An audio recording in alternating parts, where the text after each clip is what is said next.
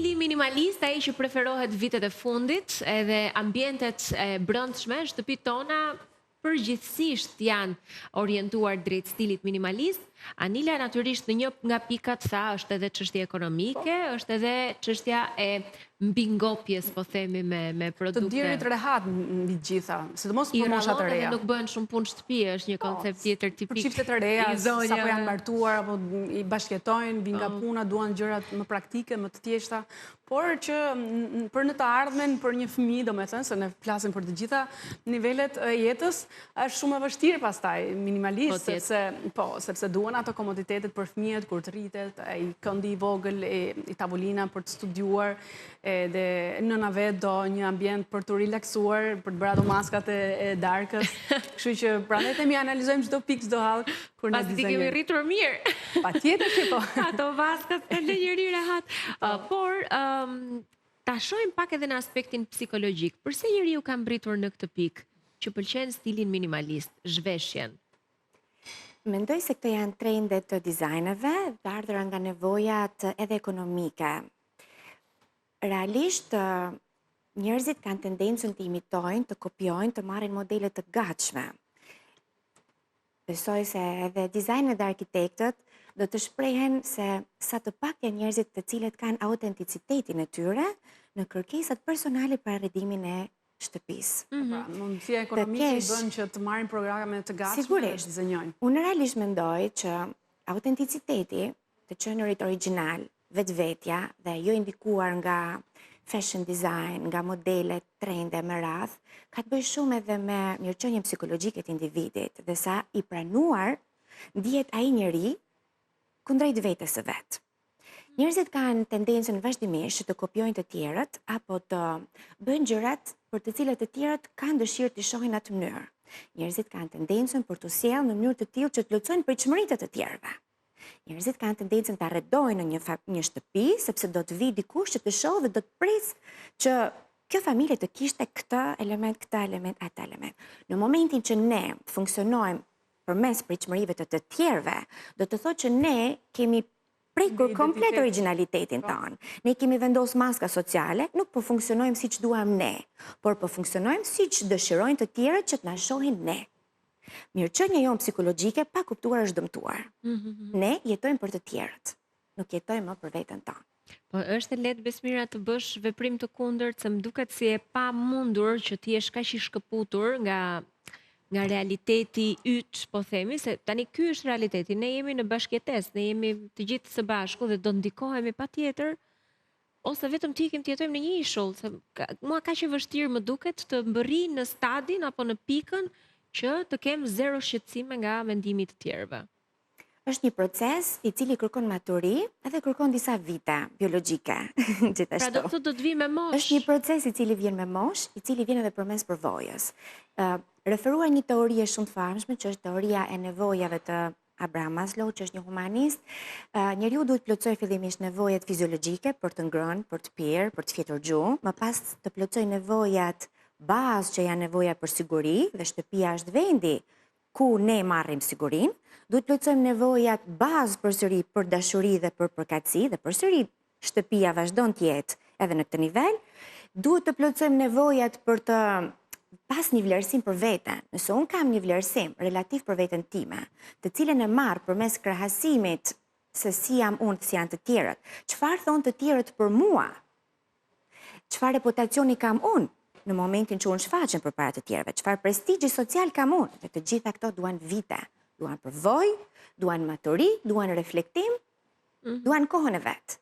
Pra, kur njeriu kalon gjitha këto stade dhe i plotson gjitha këto nevoja të deficiencës, që janë nevoja bazë jetike, zakonisht psikologët e konsiderojnë një përqindje shumë të ulët që të arrijë në fazën e mirëfillt të vetpranimit të vetes dhe të ndihet mirë me gjitha avantazhet dhe dezavantazhet që ke.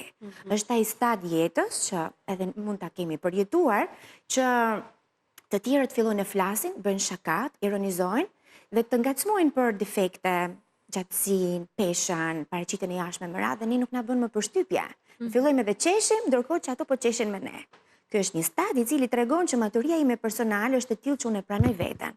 Me avantazhet, dezavantazhet e mia, dhe në këtë moment nuk më bën më përshtypje perceptimi që kanë të tjerët mbi mua. Pra është një përvojë, është një moment i cili do disa përvoja të nxonit, disa suksese, disa dështime dhe analiza reflektuese. Ne duhet që vazhdimisht ta shohim veten tonë pasqyrë, dhe jo ta masim dhe ta vlerësojmë veten përmes metrikës së të tjerëve. Se kjo është shumë e dëmshme. Ne duhet të reflektojmë se çfarë është mirë për mua në terma afatgjat. Pas një muaji, një viti, 10 vitesh, 15 vitesh, 20 vitesh. Nëse ne kemi këtë projektim afatgjat për botën, për të ardhmen, atëherë ne jemi shumë të sigurt për sjelljen dhe për veten tonë. Është e bukur kur mendon që ka një pikë të paktën që njeriu mbërrin, por të vjen keq që vjen vonë, po themi, sepse duhen kaluar të gjitha eksperjencat, vitet kanë fluturuar dhe ti arrin në një pikë që është e madhe ndoshta në moshë që të kesh këtë lloj indiferencë, do thoja, ndaj balanci me veten, pjesës tjetër. Por i rikthejmë autenticitetit. Pika ku ndalë Besmira. Njerëzit janë pak më individualistë, më të nuk interesohen shumë për mendimin e të tjerëve. Në qoftë se më përpara, kur bënin shtëpit, detyrimisht duhet ta bënin që ta pëlqenin të tjerët, pastaj vetë. Në ditët e sotme e bëjnë që ta pëlqenin njerëz së pari vetë, pastaj miqt apo të afërmit apo kur nëse do vinë në shtëpi. Mendoj që kjo është një gjë shumë e mirë për ditët e sotme. Do të thënë ti secili kur nis të bëj shtëpinë e vet, niset nga funksionet e veta, ç'a i pëlqen, ç'a nuk i pëlqen.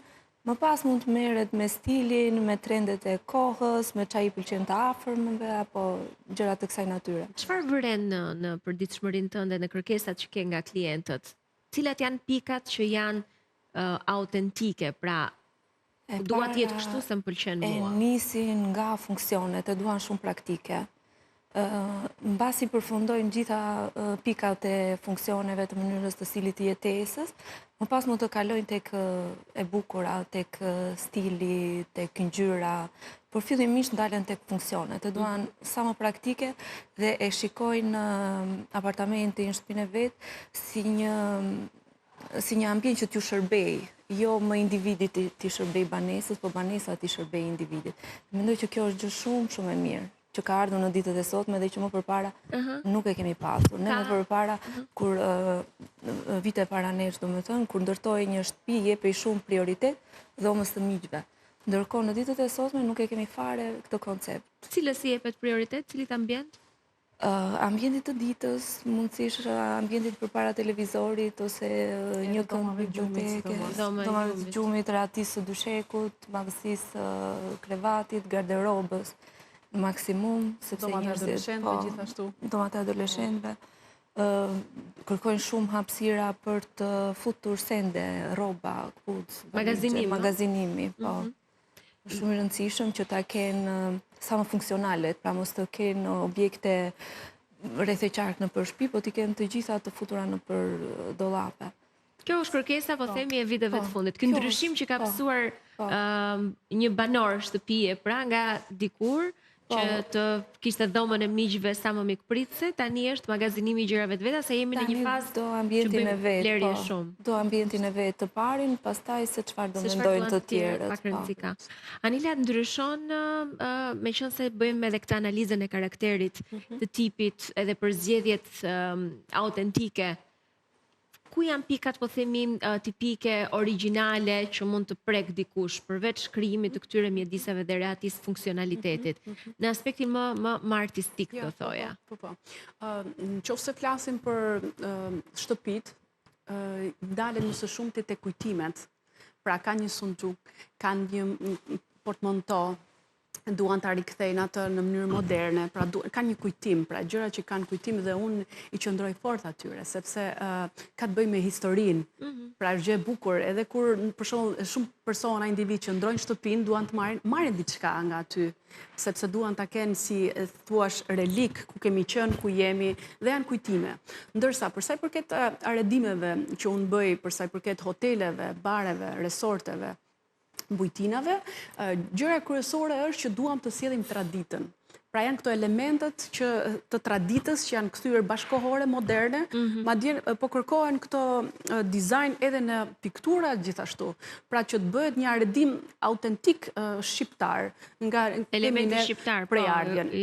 Ne kemi shumë materiale edhe detaje që i marrim që nga Xhubleta, Jeleku, i Shkodrës, Xhubleta me ato detajet e veta, fustanella, edhe në bazë të këtyre elementeve, unë si artist, marr këto ngjyrat, marr këto dizajn, formën, shape, kur dua të bëj një dizenjim pra në resorte, si nga Veriu, ashtu edhe nga Jugu, pra i përshtatem.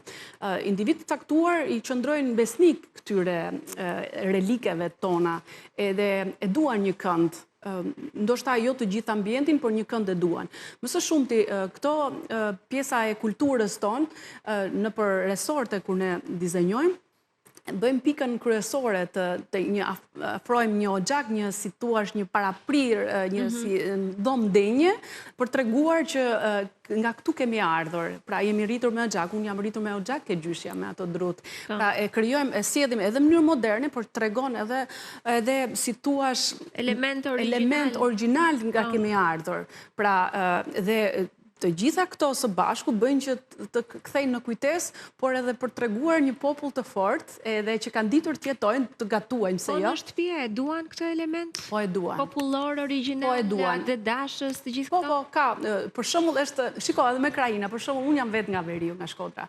Neve andej një pjesë e mirë të shtëpiave që bëjmë jashtë qytetit, po i duan këto element shumë. Sidomos edhe nga Jugu, pjesët që bëjmë pra në zonat bregdetare, malore bregdetare, duan të sjedhin këto element. Jo vetëm të gurit, të drurit, edhe këto karakteristike dizajn, por duan edhe këto traditat, ku me ndonjë nga këto materialet që kemi në historike, jo, po këto shpatat e vogla që i sjedhin, i dekorojmë, janë të kuruara, punimet me dorë, artistike, artizanale, qilima gjithashtu, pra janë kthyer. Ka një rikthim të qilimat e dikurshëm, po të qentrot? Të qentrot, po, e shohin sidomos në zonën e Korçës, Përmetit, janë përsëri qentro të Kervatit, qentro mbulesat për sa i përket të dritare, të shikojmë tek perdet, dhe mund pëlqejnë aq shumë. Dhe këtë gjë kemi parë edhe nga fqinjën tanë, në Greqi kemi shumë resorte që kanë parë, resorte që janë në zonat malore që i ruajnë dhe mua ato më bën përshtypje në fakt. Sepse jemi venitur ndoshta nga kjo modernja. Por ka familje të cilët duan të dizenjojnë një ambient modern, që i qëndrojnë moderne, se nuk duan element, por kemi edhe këto ngjyrat e elementët. Për shembull, unë kur dizenjoj një që duan një diçka karakteristike nga vendi jon, atëherë krijoj një pikturë në mënyrë moderne, por që janë elementet e traditës edhe i vendos. Kjo është tamam big challenge që ti do të bësh, të lësh gjurmë në atë dizajn që bën. Më fal. Në vazhdim si ta sa çfarë thotë edhe zonja designer, bashkohem me ju, unë kam pasur gjithmonë një dashuri shumë të madhe për dasmën shkodrane. Për këtë pikturë, të cilën e shikoja gjithmonë të varë në një nga korridoret e bibliotekës Marin Barleti në Shkodër, dhe prindrit e mi ma kanë bërë dhuratë në paj. Ajo është simbolike familjes time. Po kështu prindrit e tim shoqim kanë dhuruar në diçka që është natyrë e qetë, ato janë elementet të cilat merren me vete gjithmonë. Edhe që t'japin me të vërtet sensin e përkatësisë edhe të traditës. Edhe ndërthuren gjithmonë edhe me elementet moderne, edhe me ato elementet originalitetit tanë. Mendoj se origjina është ajo e cila me të vërtet na thërret. I ka rënjët shumë të forta. Prandaj dhe përcjell emocione shumë. Më pëlqen të arisjell, sepse të huajt, për shumë turistët, kur vinë në vendin tonë, përplasen me këtë, dhe më pëlqen të përplasen me këtë, me traditën, me kulturën tonë, jo vetëm nga gastronomia. Po se për viziton një vend si Shqipëria, elementet kryesor ato janë. Por më vjen mirë që edhe në ambiente shtëpie, se dakord, resortet, hotelet, unë mendoj se është më shumë marketinga, po. Moralisht që ta kesh një element tipik karakterial të vendit tënd, se prandaj dhe po vinë dhe po të vizitojnë, që ti të ofrosh vendin tënd. Kemi në shumë shtëpi edhe në Tiranë që kemi bërë për shembull me pjesën e qilimave, si xhadet vogla. Po, pastaj është interesante se unë mendoj që ne kemi mbritur në atë pikë që duham t'i heqim ato gjërat e vjetra. Absolutisht, ato janë kushtojnë më shumë sot. Absolutisht, për shembull, unë kur dua të gjej një qilim të mirë, normal që shkoj në Kruj apo në Berat, edhe në Gjirokastër, edhe dua element modern, sepse mi kërkojnë element modern. Pra, nuk jemi tek ajo klasike, ajo thash varet, po thoja që varet në ambiente të ndryshme. Por në Tiranë për shembull apo në qytete të ndryshme i duan këtë pjesën elementin modern, edhe pse është në qëllim. Dhe shumë bukur që kemi që po prollohen sot, edhe pse në numër të vogël, po kemi artizan në numër të vogël, por që po prollohen vërtet edhe që kanë vërtet është që të ruhet, të trashëgohet, është artizanati veçantë që ne kemi plot, po themi forma dhe punime të cilat tjerë zakonshme. Të bëjmë një shkëputje të vogël tjetër të fundit publicitare, kthehemi pas pak.